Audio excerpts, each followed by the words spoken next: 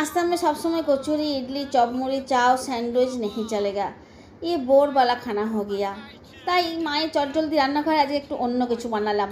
मेरा गाँव का একটা অন্যতম জল খাবার তরকারি মুড়ি আর নলেনগুড়ি রসগোল্লা। তরকারি শরীরের জন্য স্বাস্থ্যকর भी है और खाने में भी अच्छा लगता है। तो ये सब्जी में रहेगा बेगुन आलू मूलो टमेटो बरबटी काँचा लंका। এমন কিছু ঝামেলার নয়। কড়াই में तेल दिया 5 फोड़न दिया सब सब्जी ऊपर से देकर 2-4 बार ভালো করে নাড়িয়ে হলুদ জিরে গুঁড়ি ধনে গুঁড়ি পরিমাণ মতো নুন चीनी देकर एक बार समस्त सब्जी नाड़िए चाड़िए पानी দিয়ে দিলাম সিজাने के लिए।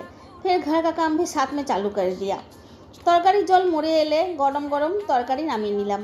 তারপরে দিয়ে দিলাম মুড়ির সাথে অনেকটা সরষের তেল কাঁচা লঙ্কা আর নলেনগুড়ি রসগোল্লা।